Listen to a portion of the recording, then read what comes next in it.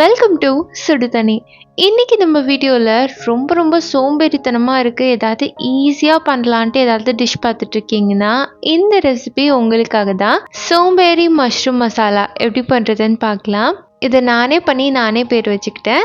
இதோட இன்க்ரீடியன்ஸை நான் டிஸ்கிரிப்ஷன் பாக்ஸில் கொடுக்குறேன். இப்போ வாங்க சேர்ந்து சமைக்கலாம். ஃபர்ஸ்ட் இதுக்கு 200 கிராம் மஷ்ரூம் எடுத்துக்கிறேன். இதை ஸ்லைசஸாக கட் பண்ணி ஒரு பவுலில் சேர்த்துக்கலாம். இதோட 1 டீஸ்பூன் மிளகாய் தூள், 1/2 டீஸ்பூன் சீரகத்தூள், 1/2 டீஸ்பூன் கரம் மசாலா, 1 டீஸ்பூன் மல்லித்தூள், 1/4 டீஸ்பூன் மஞ்சள் தூள், 1 டீஸ்பூன் இஞ்சி பூண்டு விழுது, அதோட 1/2 கப் தயிர், 3/4 டீஸ்பூன் உப்பு. இது எல்லாத்தையும் சேர்த்துட்டு நல்லா மிக்ஸ் பண்ணிக்கலாம். மசாலா நல்லா கலந்து வரணும், அந்தளவுக்கு ஒன்று போல் மிக்ஸ் பண்ணிக்கோங்க. இப்போ பார்த்தீங்கன்னா இது நல்லா சேர்ந்து வந்துருச்சு. இந்த மாதிரி ரெடி பண்ணி வச்சுக்கோங்க. அடுத்து ஒரு கடாயில் 1 டேபிள் ஸ்பூன் எண்ணெய் சேர்த்துக்கலாம். எண்ணெய் சூடானதுக்கப்புறமா இதில் 3 கிராம்பு, ஒரு பட்டை சேர்த்துட்டு அதோட ஒரு பெரிய சைஸ் வெங்காயத்தை நீளமாக நறுக்கி சேர்த்துக்கோங்க. சேர்த்துட்டு இதை நல்லா வதக்கிடணும். வெங்காயம் பிங்காலாம் ஆகக்கூடாது, நல்லா லைட் ப்ரௌனாக மாறி வர அளவுக்கு நல்லா வதக்கணும். அப்போ தான் இந்த மசாலா ரொம்பவே டேஸ்ட்டாக இருக்கும். இப்போ பார்த்தீங்கன்னா இந்த வெங்காயம் நல்லா ப்ரௌன் ஆகிடுச்சு. இதுக்கு மேலே விட்டால் ரொம்ப மொறுமொறுன்னு ஆகிடும், அந்தளவுக்கு வதக்க வேணாம். இந்த ஸ்டேஜில் இதோட ஒரு பெரிய தக்காளி அரைச்சி சேர்த்துக்கலாம். சேர்த்துட்டு அதையும் நல்லா வதக்கி விட்டுருங்க. நம்ம மசாலா எல்லாமே ஆல்ரெடி சேர்த்து வச்சுருக்கோம், அதனால் வெங்காயம் தக்காளி மட்டும்தான் நம்ம வதக்க போகிறோம்.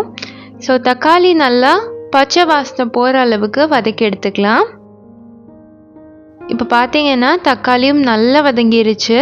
இந்த அளவு வதங்கினதுக்கப்புறமா நம்ம ஆல்ரெடி மிக்ஸ் பண்ணி வச்சுருக்க அந்த மஷ்ரூம் மிக்ஸை இதோட சேர்த்துடலாம்.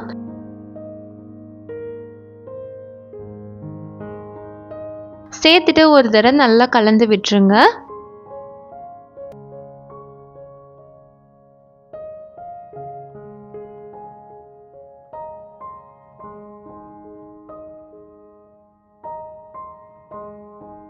இந்த மாதிரி நல்லா ஒன்று போல் மிக்ஸ் பண்ணிவிட்டு இதை மூடி போட்டு ஒரு 10 நிமிஷம் சிம்லேயே வச்சு வேக விட்டுருங்க.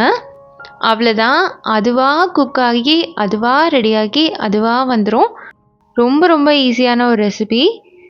மஷ்ரூம் நம்ம சேர்த்துருக்கனால மஷ்ரூமே நல்லா தண்ணி விடும், அந்த தண்ணியிலே இது நல்லா குக் ஆகிடும். இந்த 10 நிமிஷத்தில் அது நல்லா தண்ணி விட்டு அதிலே குக் ஆகி திருப்பி அது திக்காகி சூப்பரான கிரேவியாக நம்மளுக்கு கிடைக்கும். ஸோ நம்ம எதுவுமே பண்ண வேணாம்.